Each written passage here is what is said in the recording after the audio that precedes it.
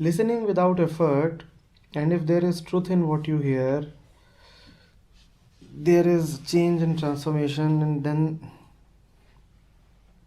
truth becomes master.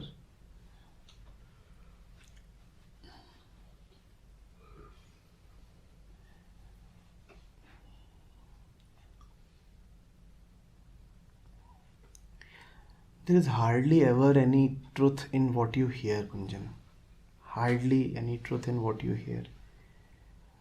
Because hearing is your own domain.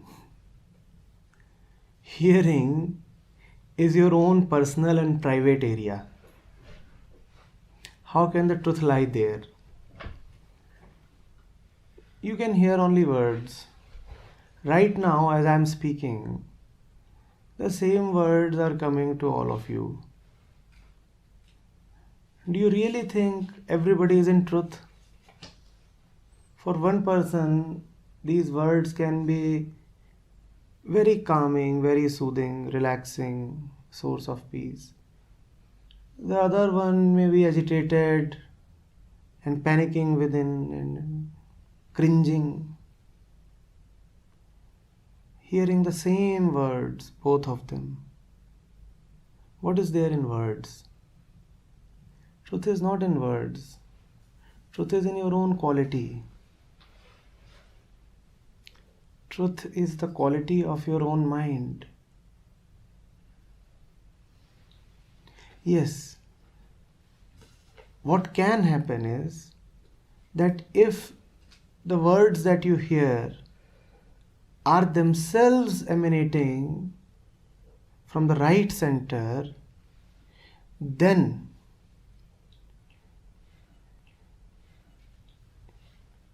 it becomes more possible for you to surrender to them. But even then, what you hear is your own domain. Whether you have decided is your own discretion. You see, the Buddha had said that the spoon in the soup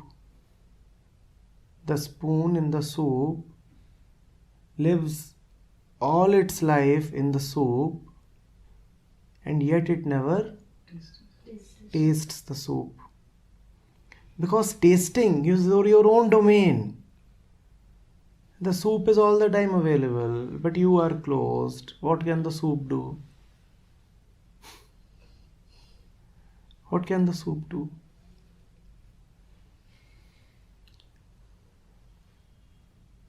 And look at the irony. The soup will be brought to others by that same spoon. That same spoon will bring the soup to others, but itself, it will never be able to taste the soup. Can there be a bigger misfortune? You have to decide. You have to give permission.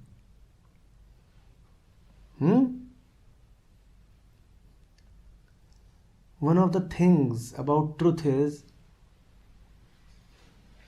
it is not interested in anything. It is not even interested in your enlightenment. It will not force you. It will say you take as much time as you want to. I will come to you only when you are ready. I will come to you only when you say that I am ready. I'll stand at the door waiting patiently. For an infinite time I will wait. But I will come only when you open the door.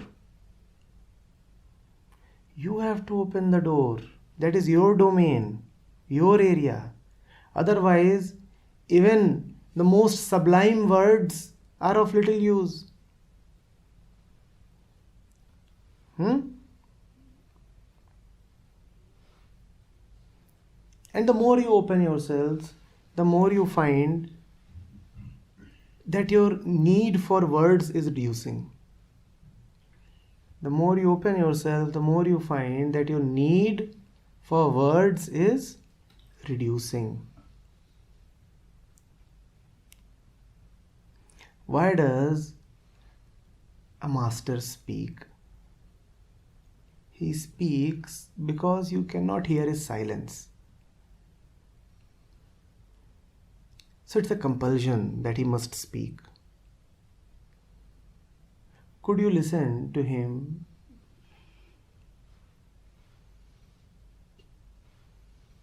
without his words? He would not want to speak because he is the first one to know that words do not matter much. But you need arguments, you need words, you need a particular structure. So you would speak. Do not think that there is truth in his speaking. There is truth in his presence. That much is all right, but not in the words.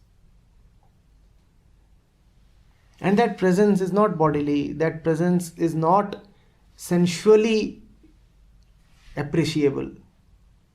You cannot say this body is that. Your eyes cannot see him. Your ears cannot hear him.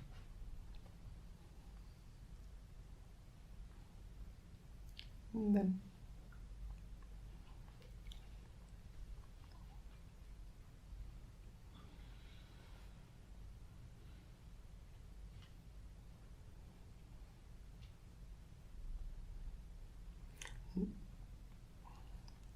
the word that is used traditionally is satsang.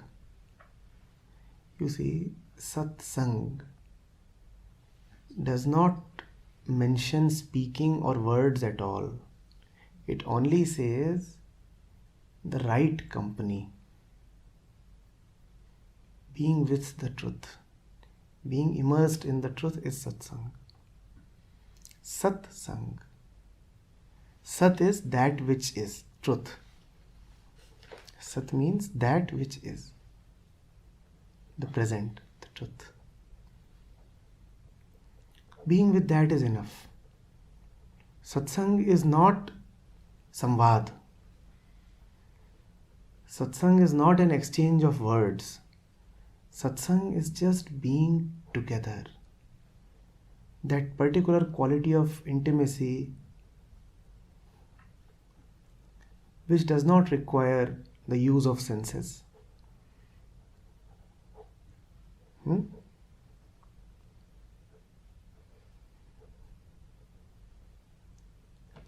The ones who can read